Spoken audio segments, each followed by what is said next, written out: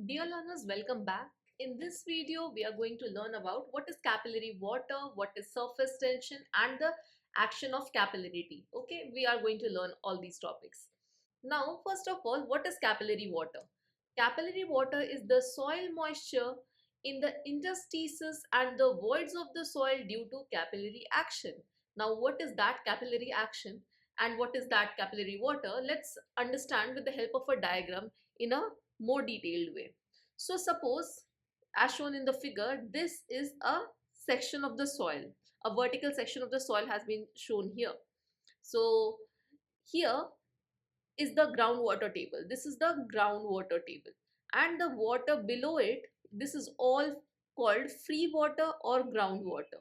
Okay, here at groundwater table, the pressure is atmospheric pressure, and as we go down, the pressure goes on increasing. Okay, and by what amount it goes on increasing? Let's suppose a distance of x. We want to calculate this pressure over here. So the pore water pressure, the water pressure is will be the pore water pressure will be gamma w into x, that is rho gh or gamma w into x, right? So this is the pore water pressure which will be experienced here. Okay, one thing. Now as we go above the groundwater table, there is a capillary water over here. Now this is called the capillary zone. Up till here it is the capillary zone. It is also fully saturated. This capillary zone is fully saturated. This is a saturated zone. Now what happens here? The capillary action takes place here. What is that capillary action? Suppose these are the soil particles here, these are the soil particles, something like this. Now due to the small vertical tube like structures, you can say, formed in the soil grains, the water is pulled by these tubes by the action of capillarity. Okay, we'll understand why capillarity happens in a detail in just coming few minutes. Okay, and here you see that the water is sucked by these narrow tubes or the interstices of the soil, and this portion is saturated zone. This zone is the saturated zone, and after this zone is the partially saturated soil. Now what is capillarity and why does it happen? Let me explain you this. Let's suppose this is the surface of water. Surface of water. This is the surface of water. Now all you can see here, the dots present are the molecules of water. Okay, now at this surface of water, one side is the are the molecules of water, that is water molecules, H2O, and here it is air molecules. Air molecules. Okay, these are all molecules what I have shown you here. Now you know about cohesive and adhesive forces, right? One particle try to attract the another particle by cohesive forces. So let's consider this yellow particle here. So this yellow particle is getting attracted in all directions by the molecules of water. This in this direction, in downward direction by another particle, in upward direction by another particle. So this remains stable because, okay, let me just mark it in pink color and I'll show you again.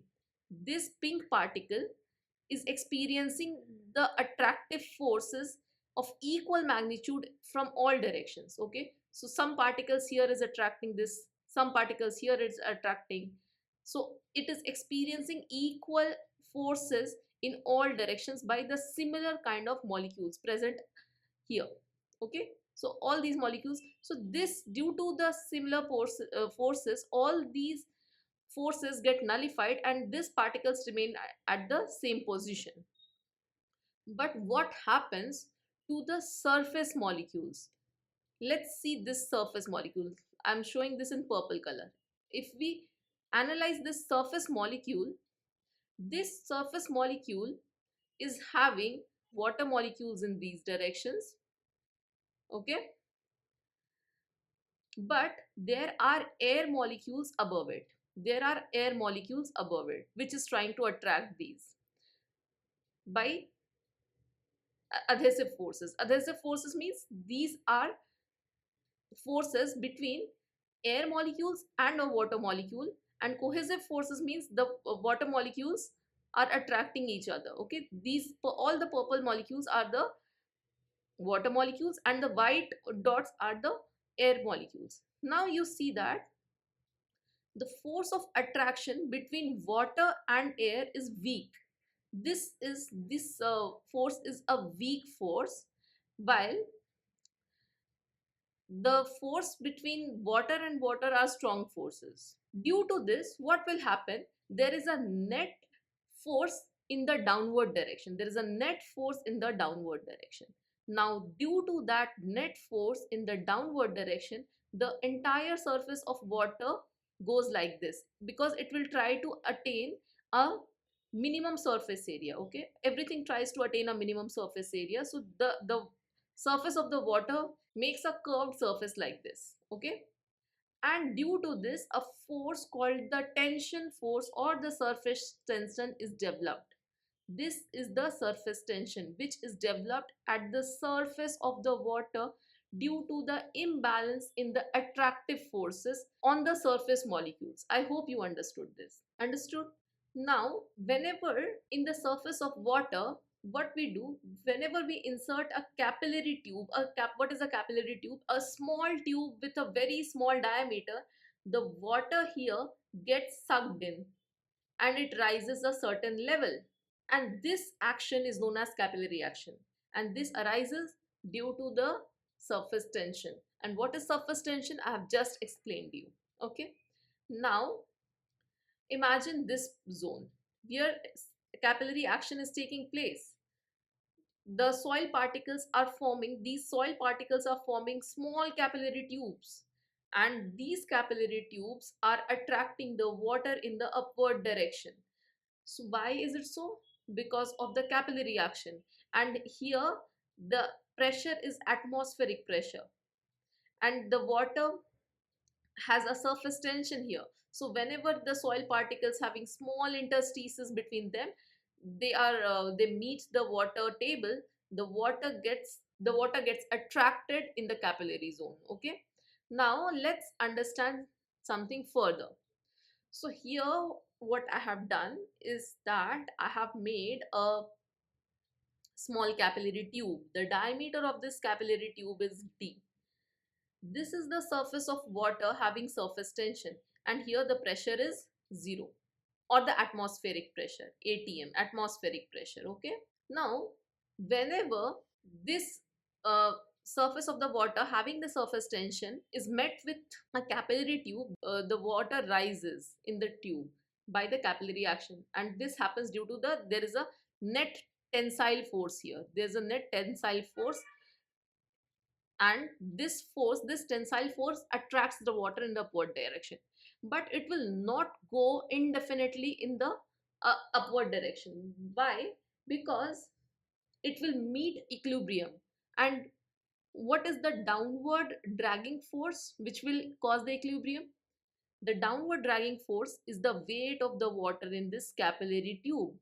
The weight of the water in this capillary tube. Whenever the weight of this water in the capillary tube becomes equals to the tensile force or the surface tension force, the equilibrium is reached and the maximum height of the water is attained. Okay, so let's calculate that one first. The diameter of this tube is d, so let's calculate what is the weight of the water. For calculating the weight of water, we need the volume of water and the density of water. Okay, so weight of water whenever in tube you can say in capillary tube becomes equal to the surface tension force, the equilibrium is reached. Okay, so now how we will calculate this weight of water? So weight of water will be the volume of water into the density of water, that is the gamma water. Okay, and there is surface tension force. Now, what is the volume of water? We know that the diameter of this tube is d. So, volume of water will be pi by 4 d square. This will give you the cross sectional area into the height, whatever is the height. Let this height be hc. Okay, the height of the water is hc into gamma w. This will give you the total weight of water. We do not know what is the height. That is what we are calculating here.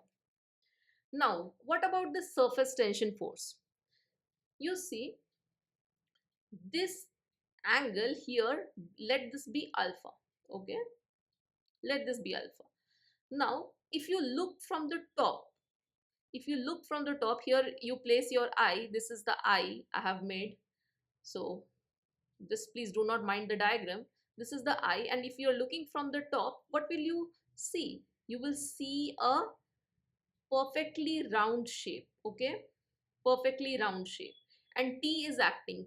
So whatever the component of T which will come out from the surface, this is the coming out from the surface direction, right? What is the value of T? The any component in the T cos theta direction, okay, in the upward direction, will try to pull the water in the upward direction, right? So that will be equal to the perimeter of this and into T cos alpha. Okay, so what is the perimeter? Perimeter is 2 pi r, so we can write it as pi d. That is the perimeter of this whole circle, or the circumference of the circle, into the force acting in it. So the force acting is T cos of alpha. This will be the total surface tension force acting in the upward direction. Now, whenever the water is perfect and the tube is perfect material, the surface tension acts fully. What happens? This the meniscus, this is called the meniscus. The meniscus is perfectly hemisphere or semicircular in shape. Hemispherical, you say, hemispherical in shape. It becomes like this. It is hemispherical in shape. Okay, so in that case, in the ideal case, the alpha becomes equals to 0. Okay, so in that case, for ideal situation, for, let me write this, for ideal situation, alpha becomes 0. Okay, so this cos alpha will become 1. Or you can also assume that this alpha is so small that it is nearly equal to 0, and this cos alpha is 1. Okay, now for that case, pi by 4 d square hc into gamma w is equals to pi d into t. Okay, now let's see here. This pi and pi will get cancelled out. This d and 1d will get cancelled out, and then hc, that is the height of the capillary water, will be equals to 4t by d gamma w. So this is one of the important expressions. This will show you what is the maximum height of the water are attained by the capillary action. Okay, it depends on the surface tension force, it depends on the diameter of the tube, it also depends on the density of water. So these are the factors on which the height of the capillary water depends. Okay, now let's calculate what is the maximum pore water pressure attained due to this capillary action. Now we know that pore water pressure U is equals to rho gh, or it is gamma w into h, right? Whatever is the height. Now, so this means that what is h over here? H is hc. Hc means the maximum height attained by the capillary water. It is 4t by d gamma w. Hc is 4t by d gamma w. This is the height. Okay, so U max, or the maximum pore water pressure which can be attained, is, if we replace this h by 4t by d gamma w, we get this value, and this gamma w and gamma w will get cancelled out. and the maximum U is 4T by D. Okay, this is 4T by D. This is the maximum value of U. Now let's see what is the pressure diagram. Okay, so suppose for here we are seeing the pressure diagram for this condition. Let's say this height is HC, that is the height due to the capillary water. Okay, and let this height be Z. Okay, so pore water pressure or the water pressure diagram will be something like this. At this level, the water pressure is zero, or the pressure is atmospheric. Okay, as we are going down, there is a increase in pressure. Okay, and that increase in pressure is from is like this. The pore water pressure increases. Okay, and the pore water pressure becomes equal to, this is gamma W into Z, right? This is the pressure at this level, gamma W into Z, due to the water column above it. This due to the water column above it. Now, what about this capillary zone? We are in capillary zone and the pressure becomes negative. And here the pressure becomes negative. And the negative means that the pressure is below the atmospheric pressure. How much below the atmospheric pressure? The maximum value of it is Hc into gamma W. Hc into gamma W. This will give you the maximum value of negative pressure in the capillary water. So this is all about capillary water, surface tension, and the diagram of the pore water pressure. So this zone is having a compression zone, and we take it as positive, and this is negative because this is in tension. Okay, the water is in tension and the pressure is below the atmospheric pressure. I hope you understood this. If you have any queries, do let me know in the comment box and I'll be glad to solve your queries. So that's all for this class. Bye bye and have a nice day. And do like and follow me for more. And you can subscribe to my Telegram channel, the link of which is given in the description box for any updates.